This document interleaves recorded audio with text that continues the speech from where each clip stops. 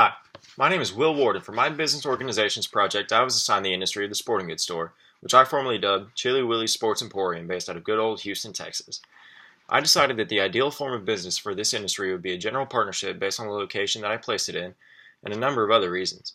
For starters, a general partnership has a lot of the benefits of a sole proprietorship, which I'll talk about in a minute, but with less liability on me. In a partnership, I can still maintain some of the managerial control while limiting my overall risks, although my partners and I could still be sued either jointly or individually. I would be sharing profits with however many partners I'm working with, which hurts my pocket a bit, but I would also be sharing the losses that the business incurs. There is also the added benefit of being taxed at the personal level and avoiding the double taxation that many corporations have to deal with. A sole proprietorship sounds nice at the start, what with the full managerial control, flexibility of schedule, receiving all the profits generated from business, and only being taxed at the individual rate. However, with a sporting goods store, there is quite a bit of inventory that is required to function at the optimal level. And if I want to fill my business with a lot of inventory, I need a lot of capital. As a sole proprietor, I would be limited to the capital that is basically my own personal funds and the funds of friends or family who would be willing to give me a loan. There is also the disadvantage of shouldering unlimited legal liability through which my own personal assets could end up at risk. I mentioned that I would receive all the profits generated from the business, but as a sole proprietor, I would also be held liable for all the losses that are generated as well, and that may as well send me up a creek without a paddle with all the inventory that is required in this industry. A limited partnership, while very similar to a general partnership, is not entirely the same thing. With this form of business, partners are still taxed at the personal tax rate, as in a general partnership.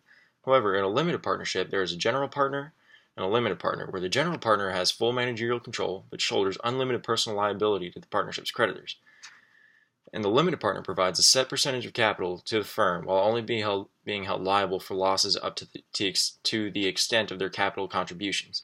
This sounds nice if you're the limited partner, but in the sporting goods industry, I wouldn't want to relinquish managerial control, and if I were a limited partner and decided to take over some of the managerial responsibility, the partnership would turn into a general one.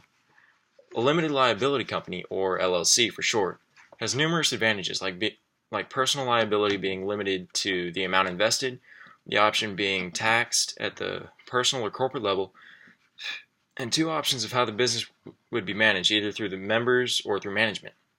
However, the big reason I didn't choose this form of business for my industry is the fact that each state has a different statute regarding treatment of LLCs, and treatment may not always be consistent for firms that operate in multiple states.